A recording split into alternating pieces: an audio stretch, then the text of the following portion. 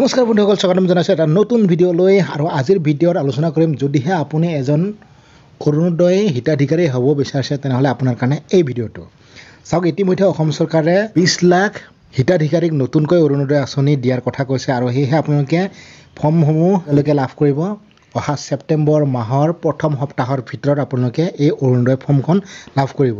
আৰু এয়া চাওক, মই এখন PDF ফৰ্ম আপোনালোকক দেখুৱাই আছোঁ, যিটো ফৰ্ম আপোনালোকৰ ব্লকৰ থ্ৰুৱেদি পঞ্চায়ত বা গাঁৱলৈকে আহিব আপোনাৰ ওচৰত, নতুবা আপোনালোকৰ যিটো নেকি নগৰ এলেকা সেই অঞ্চলসমূহত আহিব। তাত এটা নম্বৰ থাকিব, চাওক ইয়াতে এনেধৰণৰ নম্বৰ থাকিব। ইয়াত লিখা আছে, দেখিছেনে আপোনালোকে, এপ্লিকেশ্যন নাম্বাৰ। তো ইয়াতে এপ্লিকেশ্যন নাম্বাৰ এটা থাকিব, যিসমূহ ফৰ্ম চৰকাৰৰ তৰফৰ পৰা দিয়া হ'ব এই ফৰ্মসমূহত। তো আপোনালোকে সেই ফৰ্মখন আপোনাৰ যদি পঞ্চায়তৰ আণ্ডাৰত আছে বা আপুনি ULBৰ আণ্ডাৰত আছে, তেনেহ'লে আপোনালোকে তাৰ পৰা কালেক্ট কৰি ল'ব লাগিব। আৰু আপোনালোকে সঘনাই ফৰ্মসমূহ আহিছে নে অহা নাই খবৰ কৰি থাকিব, কাৰণ ইতিমধ্যে ছেপ্টেম্বৰ মাহৰ প্ৰথম সপ্তাহত দিয়াৰ কথা কৈছে এই ফৰ্মখন। এতিয়া কথা হ'ল, এই ফৰ্মখন ফিল আপ কৰাৰ সময়ত আপোনালোকক কি ডকুমেণ্ট প্ৰয়োজন হ'ব, অৰ্থাৎ নথি পত্ৰ কি লাগিব। তো বলক আমি পোনপ্ৰথমে নথি পত্ৰ কি লাগিব সেয়া আপোনালোকক দেখুৱাই আছোঁ। নথি পত্ৰ ইয়াতে চাওক, আপোনালোকে পোনপ্ৰথমে আপোনালোকে এখন আধাৰ কাৰ্ড লাগিব, পেন কাৰ্ড লাগিব, অসমৰ বাসস্থান, বেংকৰ একাউণ্ট লাগিব, বেংকৰ পাছবুক, 2খন ফটো অৰ্থাৎ পাছপৰ্ট চাইজৰ ফটো 2খন লাগিব, মোবাইল নম্বৰ লাগিব, ৰেচন কাৰ্ড, আয়ৰ প্ৰমাণপত্ৰ, আত্মঘোষণা প্ৰপত্ৰ, পৰিচয় পত্ৰ, ভোটাৰ ID কাৰ্ড, বয়সৰ প্ৰমাণ। এইখিনি ডকুমেণ্ট যদি আপোনাৰ আছে তেনেহ'লে আপোনালোকে এই আঁচনিখন লাভ কৰিব। সকলে যোগ্য, কোনসকলে যোগ্য নহ'ব তেখেতসকলৰ কাৰণে চাওক ইয়াতে লিখা আছে যোগ্যতা। চাওক ইয়াতে লিখা আছে বাৰ্ষিক আয় 2 লাখতকৈ কম হোৱা এক্স প্ৰি মেম্বাৰ, অৰ্থাৎ আপোনালোকৰ পৰিয়ালত মানে এই বছৰি ইনকাম 2 লাখতকৈ কম হ'ব লাগিব, তেতিয়াহে লাভ কৰিব। অৰুণোদয় আঁচনিৰ হিতাধিকাৰী হ'বলৈ হ'লে আপুনি মহিলা হ'ব লাগিব, অৰ্থাৎ মহিলা সদস্য থকা ব্যক্তিসকলকহে এই আঁচনিখন দিয়া হ'ব, পুৰুষক দিয়া নহয়। গাঁৱে গাঁৱে কচ্ছা হাউচত বাস কৰা হ'ব লাগিব, অৰ্থাৎ আপোনালোকৰ কেঁচা ঘৰত বসবাস কৰা হ'ব লাগিব, তেতিয়াহে আপোনালোকে লাভ কৰিব।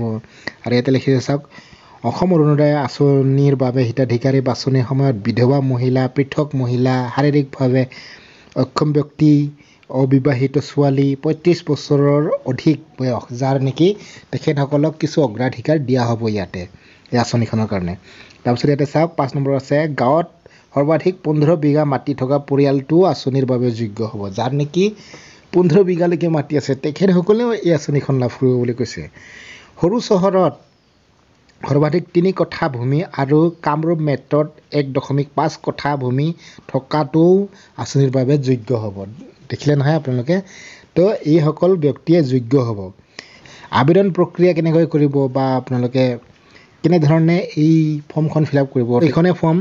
ইয়াতে আপোনালোকে আবেদন নম্বৰটো থাকিব, এপ্লিকেশ্যন নাম্বাৰটো, তাৰপিছত ইয়াত ডিষ্ট্ৰিক্টটো দিব লাগিব, অৰ্থাৎ জিলা, আপোনালোকে গাঁৱত বাস কৰে নে চহৰত বাস কৰে ইয়াতে দিব লাগিব। তাৰপিছত ফৰ্মখন ফিল আপ কৰাৰ তাৰিখটো দিব। আৰু এই বিষয়ে মই অলৰেডি এটা ভিডিঅ' বনাই থৈছোঁ, আপোনালোকে সেইটো ভিডিঅ' চাব পাৰে। তথাপি মই অকণমান ইয়াতে দেখুৱাইছোঁ আপোনালোকক। চাওক ইয়াতে ব্লক বা ULBৰ নামটো দিব লাগিব, গ্ৰাম পঞ্চায়ত, ভিলেজ বা ৱাৰ্ড নম্বৰটো, তাৰপিছত টাউন বা লোকেলিটি টাউন এইটো দিব লাগিব। তাৰপিছত আবেদনকাৰী ফাৰ্ষ্ট নামটো, মিডিল নামটো, লাষ্ট নাম, তাৰপিছত ইয়াত জেণ্ডাৰটো দিব ফিমেল, বয়সটো এনেধৰণৰ দিব লাগিব, ডেট মান্থ ইয়েৰটো, তাৰপিছত ইয়াতে হাউচ নম্বৰটো দিব, লোকেলিটি বাসস্থানটো দিব ইয়াতে, তাৰপিছত ইয়াতে পুলিচ ষ্টেচনটো দিব, তাৰপিছত ইয়াত পাৰা বা ষ্ট্ৰীট পথৰ নামটো দিব আপোনালোকে, তাৰপিছত এইফালে পিনক'ডটো দিব, আপোনাৰ যিটো নেকি পিনক'ড আছে সেইটো দিব, তাৰপিছত ইয়াতে কণ্টেক্ট নম্বৰটো দিব, তাৰপিছত ইয়াতে যিখিনি নেকি ফেমিলি ডিটেইলছ সেইখিনি দি দিব। বাকী এই ছাইডৰ এইখিনি যিখিনি আছে এইখিনি মই যোৱাটো ভিডিঅ'ত ভালদৰে বুজাইছোঁ আপোনালোকক, আপোনালোকে নতুবা ইয়াতে চাই ল'ব পাৰে কোনে কোনে এইখিনি ফিল আপ কৰিব লাগিব। এই অপশ্যনটো চালে আপোনালোকে গম পাব যে এইখিনি ফিল আপ কৰিবলৈ আপুনি যোগ্য হয় নে নহয়। তো এইখিনি ফিল আপ কৰিব। তাৰপিছতে আপোনালোকে ইয়াতে চাওক, আপোনালোকৰ বেংকৰ ডিটেইলছটো গোটেই দিব লাগিব ইয়াতে। তাৰপিছতে ইয়াত আপোনালোকে কি ডকুমেণ্ট যাতে সেইটো এটেষ্টেড হয় নে নহয় সেইবিলাক আপুনি দিব, য়েছ কৰি দিব যদি হয়, আৰু নহয় যদি নাই, যদি ন' কৰি দিব। তাৰপিছতে ইয়াতে আপোনালোকে 2টা টিক দিব লাগিব, অৰ্থাৎ আপোনালোকে এইটো যে ঘোষণা কৰিছে হয় বুলি ডিক্লেৰেশ্যন, অৰ্থাৎ এইটো আপোনালোকে দিব লাগিব। তাৰপিছতে ইয়াতে আপোনালোকৰ ছিগনেচাৰটো দিব লাগিব। তাৰপিছত এইখন অফিচ আপোনালোকে পঞ্চায়তত বা নগৰ সংস্থাৰ ওচৰত দিব, তেতিয়া তেখেতসকলে এইখিনি ফিল আপ কৰি আপোনালোকক এই ৰিচিপ্টখন কাটি দিব আপোনাৰ ওচৰত। তেখেতলোকে ইয়াতে চাইন কৰি ছিগনেচাৰ কৰি আপোনাক দি দিব এই যিটো নেকি শ্লিপ।